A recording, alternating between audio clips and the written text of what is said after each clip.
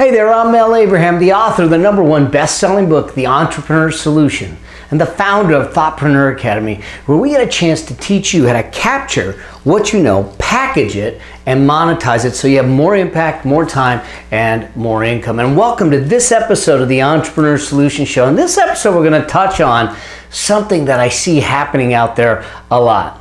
It's a question. Do you react or do you respond to the people out there, to your employees, to your team, to your customers, to the circumstances that surround you, to the environment, to some interaction? Because there's a huge difference between reaction and responding. And so I want to kind of drill down on that, because when we become aware of it, we can find ourselves more effectively communicating and resolving situations that maybe come up that don't need to become problematic, if you will. And so we're going to talk about what I call the reaction response paradigm. And if you want to get the downloadable action guide for this, just go to melabraham.com/session056. and I'll send you the download link. And if you happen to be away from your computer or running or working out or driving, I want you to be safe. Go ahead and just safely text one word, My Legacy, with no spaces, to 38470. I'll make sure that we get you the download link right away. So let's just get into it. Let's start to understand the dynamics of what happens when you are in reaction mode or respond mode. And some of this really kind of comes full circle from my martial arts background. As many of you know, that I've been in the martial arts for well over almost 4 decades now.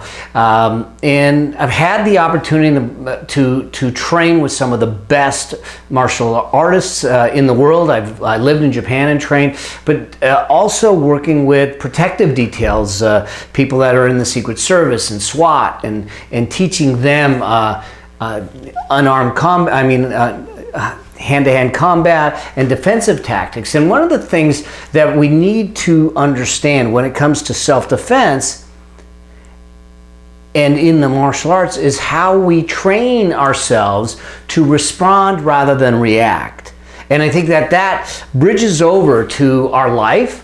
It bridges over to our business. It bridges over to our relationships. When we are in reaction mode, you know, the question is really how are we interacting, reacting, responding, or answering back, if you will, under an intense scrutiny or intensity, and at a high level. And so here's the challenges that I see with this, is that if we get this wrong, if we don't understand that maybe we're in reactive mode versus respond mode, what's going to happen is that we're going to be in a volatile state. We become really volatile with the kinds of things that we do, with the responses we have.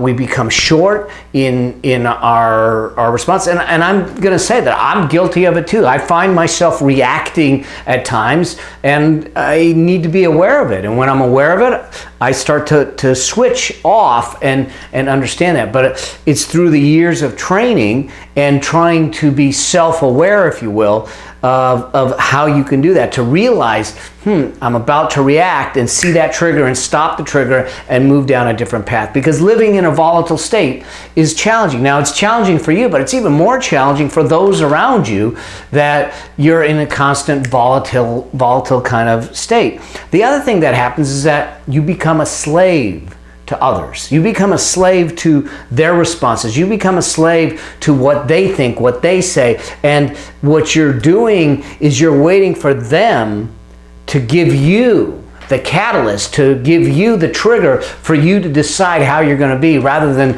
taking control of your life, coming into it with from a place of calmness, and deciding how you're going to respond in a situation. Now, like I said, this is in all kinds of relationships, or even in negotiations, business relationships, where we find that some people might say something might happen. In fact, I just now got off the phone with a situation where I asked them to do something and they didn't do it right. I actually asked them to send something out for Saturday delivery, and they didn't do that. Now it's too late to fix it, and I found myself in that moment getting ready to react, but I had to pull back and say, what's it going to do? It's going to destroy a relationship. Let's figure out how we learn from it and move on, and figure out how we can navigate around that. And so there's plenty of places in our lives that I think that a trigger gets hit and we start to become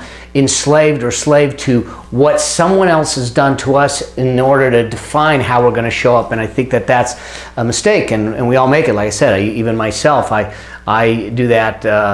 I do that from time to time myself. And the cool thing is, I got a beautiful bride, wonderful lady, and she is really good at pointing out when all of a sudden that trigger's been hit, and to slow things down. The other thing is this: is that in the process of reaction, you escalate the problem.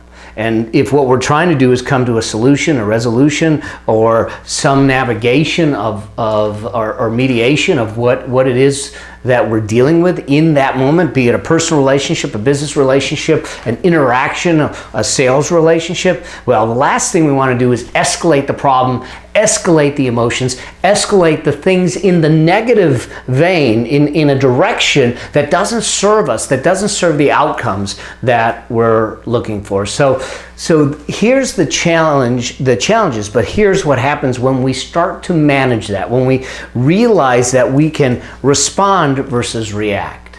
And when you respond versus react, the first thing that happens is that you find yourself living in a much calmer state. You're moving from a place of almost Zen, and I hate to use that because it can be cliche, but almost a Zen-like calmness that just kind of rolls off of you. And it doesn't mean that it doesn't affect you. It doesn't mean that it doesn't upset you. It doesn't mean that maybe you're angry inside. But what it does mean is that you're not allowing it to drive your decisions, your choices, your interaction from that point forward. At the same time, it doesn't mean that you suppress it. You communicate it in a productive way to resolve, to navigate, to negotiate, to mediate, to solve what you have coming down the pipe at that point. The other thing that happens when you do it right is that you've created methodical solutions. You're going to see that. I'm going to tell you that one of the principles is to make sure that we think about the things that could happen and come up with solutions in advance. So when you reduce the emotional reaction that comes into play, you allow yourself to come from a place of methodical solutions, logical thought process that's based in knowledge, that's based in knowing, that's based in experience, to come to a conclusion, say, all right, this happened, what do we do next? How do we fix it? How do we adjust it? And let's move on. Let's learn. Let's make sure we don't duplicate it. But rather than reacting in an emotional way that isn't going to create a solution, let's bring methodical solutions to bear. And the other thing that happens is that we end up with better outcomes. We truly do. In the process, if all we do is attack and say, I want to beat someone down because they made a mistake, or I want to win this, and in order to win it, you need to lose. And I don't buy into this zero-sum game of in order for a business to succeed, another business needs to fail. I actually think that there's this cooperative competition where businesses make each other better in the process through the process of competition. I don't need to destroy my competition in the process of my own success. I actually am going to lift my competition up to show up differently, to show up better, to show up bigger in a way so we all grow in the process. Many of you have heard me say that I think Apple is a better company because of Microsoft, and vice versa. Microsoft's a better company because of Apple. Now, they both have their issues, they both have their problems, but I think that if they had been left to their own devices without the competition, they wouldn't be at the level that they're at, and they would have had even more problems and challenges and things going on in their business. And I think that's the same in our personal relationships and our business relationships. Think about it. You know, like I said, I mentioned my wife earlier.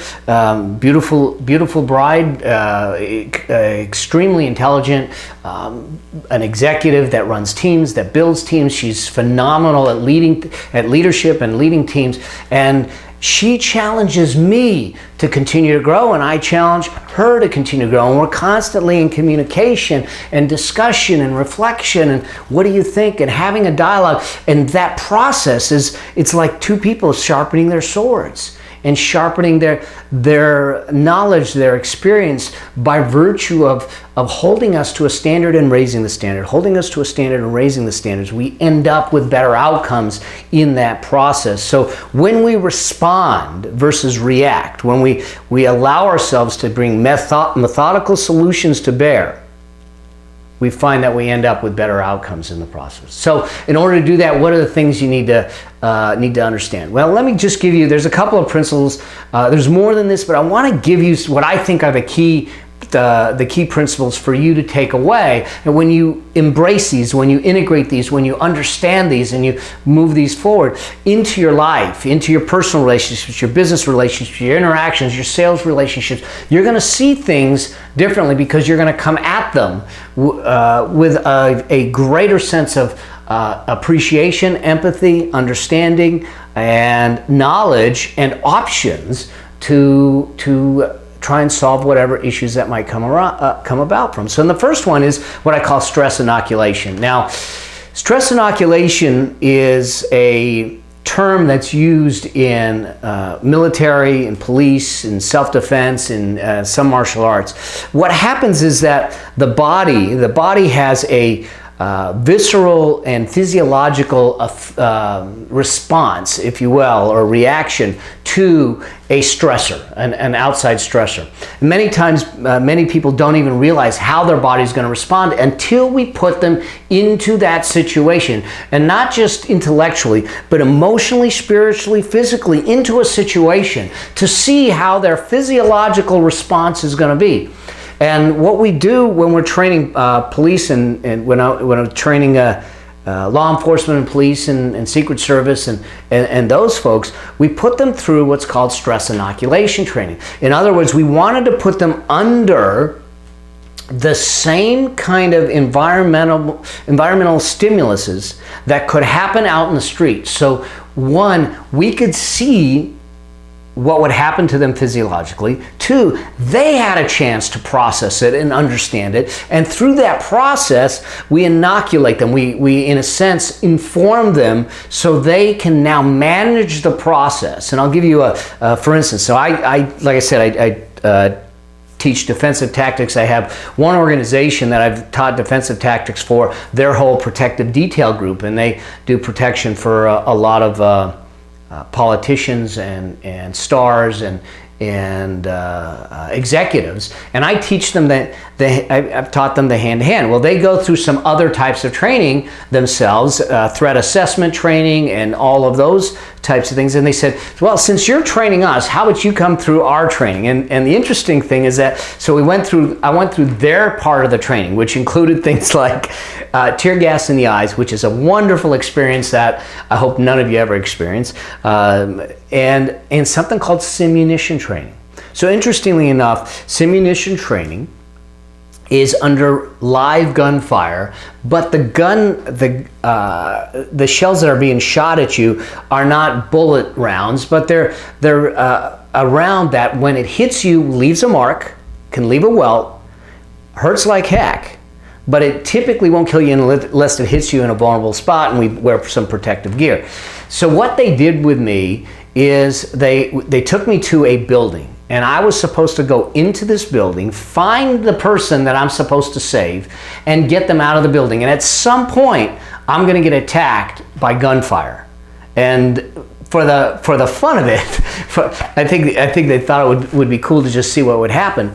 They put a heart monitor on me to see what would happen physiologically, my response to that process. And so before I went into the building, I was dressed. I had a helmet on to protect my head.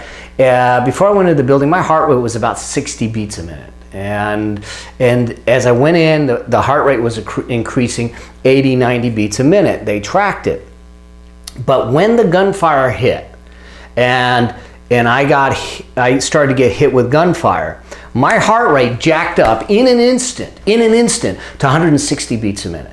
Now, what happens with the body, if you understand it, is that there's a pattern set of catastrophic effects physiologically on the body as your heart rate starts to rise above 175 and 180, and things start to shut down in protective mode. And so what happened to me is that it hit about 160, 165. I never passed that threshold, but it's good to know and to understand what the impacts are. Now, I'm not saying you go in and go get shot at. What I am saying is this, is that if you're going to have a discussion, if you're going to have a conversation, if you're going to have a sales interaction, my wife does this with her sales team all the time, do the role playing.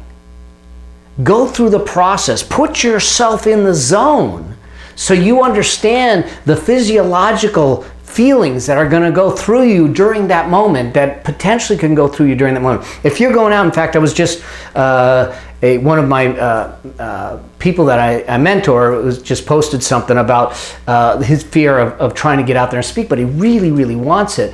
And the reality is that the only way we're going to surpass that is go through this stress inoculation process by putting yourself into the process. And so I told him to schedule a speaking engagement. Let's schedule, let's get you out there, let's move through the process, and then let's evaluate, let's debrief it, and let's learn from what your responses are to do that. And something like speaking is stressful for a lot of people, and they say it's the biggest fear even before dying. And I told them, I said, every time I go out to speak, it's stressful.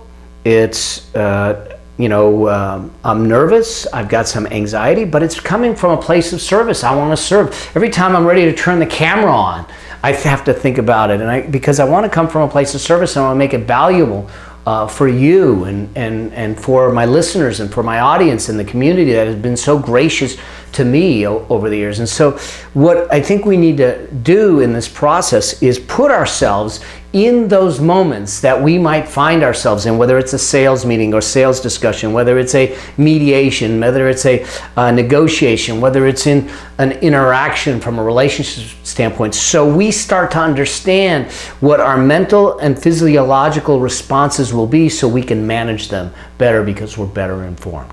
The second principle then is the power of anticipation. I have a good friend of mine, Steve Linder. He says that you want to look for people that anticipate problems and solve them before they become real. And I think that this is truly an important aspect, especially for entrepreneurs. But it's an interesting thing how I saw this develop in me. The power of anticipation developed in me through the martial arts, again, because I had to look for areas that I thought were unsafe and anticipate what would happen, what could happen, what were the possibilities, get the solutions in place before it ever happened. Think about it. If you anticipate the potential problems, the pitfalls, and the challenges that might come about in your business, or in a trip, in an interaction, and you figure out other ways, to navigate through those, you're better prepared. You've got more tools in your tool belt to work through that. So anticipate what possibly could happen. Don't fluff it away. Don't sit back, fluff it away. Don't sit back and push it aside, say, it'll never happen. If it is a possibility, then it could possibly happen. Think about it and say, how would I respond? Not how I would react, how would I respond? And then the third principle I'd love for you to start to implement and integrate into you is establish your options earlier. The time to look for options is not when you're in the heat of battle. It's not when you're in the heat of the moment. When you look at something, when I'm looking at a business, I'm going to look at how do I create success in that business? Not just one way, but multiple ways. How do I find multiple avenues to get the outcome that we're looking for? So I have options early.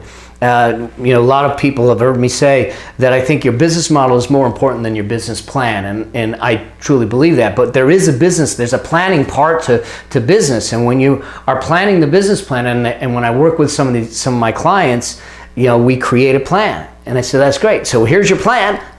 Let's put it aside. And now let's do another plan without using the previous plan. So let's come up with a whole nother way to be successful in the marketplace. Let's come up with alternatives early, because think about what's going to happen. As has been said, once a plan's in place, the one thing's for certain, it won't go as planned. And so if it's not going to go as planned, then let's have some options on the table before we start on the journey. Let's figure out what other off-ramps we have, what other detours we have, what other possibilities we have. So when we hit an obstacle, when we hit a challenge, we just go, already thought about it. Here's the option. Let's move forward. So those are the three principles that if you just capture those in your life, in your business, in your interactions, it'll serve you greatly. So stress inoculation, the power of anticipation, establish your options early. So with that, let's just talk a little bit about what I call the reaction response paradigm. Understanding when you might be in reactive mode and when you might be in response mode. Being able to score yourself and understand what is a high or low in your life, in your business, in your relationships, and in your interactions. So when we look at this, when you see someone that is reacting, typically what they're doing is they're very short-sighted. They're very much in the moment, emotionally entrenched in the outcome of that moment. And they've lost sight of the vision, the goals, and the bigger picture. If you're responding, the choices that you're making are coming from a place of the vision you have and the greater goals that are driving you in that process. One of the other things that I think indicates that someone is reacting, and how this may serve you is it may identify that the person that you're interacting with is coming from a reactive place and not a responsive place. And in that situation, it's very difficult to get the outcome that you're looking for until you move them away from that reaction and move them to respond. And so you can then start with an understanding of it, you can then start to influence them and help them shift and allay those emotional aspects that can cause them to make choices that are less than productive, let's just say, okay? So another thing that I think you'll see passive aggressive behavior when you're in reactive mode versus behavior that is driven by values. Remember, I'd say one of the most important decision we can make as a person and as a business is what are we gonna stand for? And every decision we make is built on that pillar of what are we going to stand for. Get that defined, get that ingrained, have that standard, and know that. And when you talk to people around you and they say, hey, what does Mel stand for? If they can, you should see a pattern of response that comes into play. Otherwise, you're not living true to those values. Values are so important. And so sometimes when people are reacting in reactive mode, they've left the values or they haven't even defined them. And many of you have been through my Business Breakthrough Academy, and we spend a lot of time defining the identity of your business, the identity of who you are. And even in Thoughtpreneur Academy, we spend a lot of time around the you piece of it, because that's what's driving the business. And we don't come at it with a passive-aggressive nature, or even an aggressive nature. We come at it from a values perspective and start to respond differently in the process. Another thing that I think you'll see is that they're very emotional.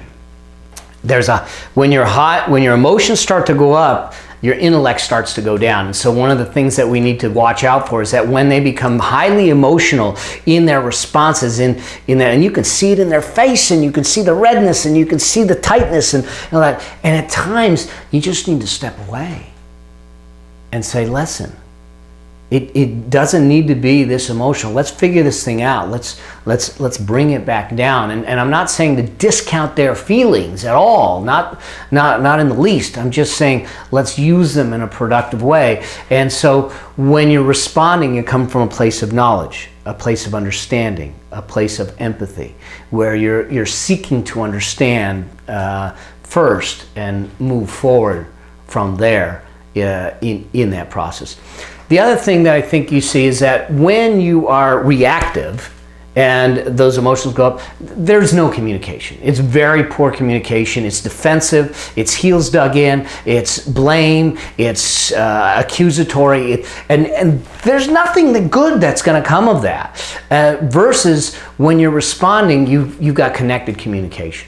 You're trying to see other perspectives, other sides. You're trying to understand. You're trying to use language that will start to dissipate the emotions and move you towards some sort of resolution and solution to whatever situation you're dealing with is. Then you have what I think is what appears to an outsider is overreacting. Now I'm gonna warn you. The last thing you want to do to try and deal with this is to say, I think you're overreacting, because they're just going to jack up even more. They're going to go crazy on you at that point in time. Just understand it, take it in, and then focus on the facts. Focus on your responsibility. Focus on how you can communicate differently. Focus how you can connect with them. Focus on the values and try to dissipate it. But saying, hey, I think you're overreacting certainly is going to just pour gasoline on the fire in the process. And then I think that you'll see that they jump to conclusions. There's a lot of assumptions in there, and maybe what they did is that they've been thinking through the process and they skipped a few steps and they assumed something that really isn't true in the process. But if you respond, you've really pre-thought it out. And this goes back to the power of anticipation. It goes back to having options up front, that you've thought it out, so the response doesn't need to be created on the spot. You've already created it previously. And when you get these things right, like I said, when you get these things right, because if you don't get it right, on the react side, you end up in a situation that leads to more issues and less solutions. But when we're focused on the respond side, you're going to find yourself that it leads to more solutions. So, this whole episode kind of came about because of an interaction that I was watching amongst other people, and I said, God, they could have completely avoided it if they both came from a response standpoint and not a reactive standpoint. But because not only did one come up from a reactive standpoint, both came from a reactive standpoint. It was like two rams butting heads, and they were never going to solve it. And the issue wasn't that big, and the issue grew to be huge in their minds, in their hearts, in their spirit, in their emotions. And it did a lot of destructive work. And had they come at it with a bit of a response, it would have been different. So I hope that this serves you. I hope that you start to think about things and understand the triggers within you that might move you towards the react side, and how you can pull yourself back towards the response side. It's going to serve you greatly as you move forward. It's going to serve you in your relationships, your personal relationships, your parenting relationships, your intimate relationships, your business relationships. It's going to serve you because, let's face it, no matter whether you're in business or not in business, people are a way of life. People are in your life, and we can't get around it. I guess we can go live on an island somewhere, but that certainly doesn't sound fun. So figure out how you can connect better. Figure out how you can serve better. Figure out how you can be more responsive than reactive in what you do. So I hope you found this of value to you, and if you did, do me a favor, share this with a friend. Everyone can use some additional tools, especially in these types of aspects of life and business and wealth, is to understand. Share this with a friend, and make sure that you've subscribed. Click the subscribe button. And make sure that you're subscribed and that you stay with me, because I've got a lot more of these types of episodes and tools and tactics and strategies for you to serve you in your life and your business, and building a life that you deserve. And if you want to get the reaction response paradigm, just just go to melabraham.com/session 056 or text my legacy, one word, no spaces, to 38470. I'll make sure that I send it your way. And if you have a question for me, or a challenge that you're dealing with, or something that you're unsure about, whether it comes to business success, wealth, or even something in life, just go to askmelnow.com. Leave me your question. Leave me your comment. I want to hear from you. I want to serve you and support you as we go, and we'll make sure that we get it on one of the upcoming episodes. And so, again, thank you for taking the time. Thank you for being here, and I look forward to seeing you in the next episode. And until then, may your vision be grand, your journey epic, and your legacy significant. See you soon. Cheers. We hope you enjoyed this episode. Make sure you subscribe so you get access to all of Mel's business and success tips. And if you like this episode, share it with a friend. If you have a specific business or success question, you can ask it at www.askmelnow.com. Remember, it's all about being bold, dreaming big, and living life your way. Because the world needs you. Until the next episode, may your vision be grand, your journey epic, and your legacy significant.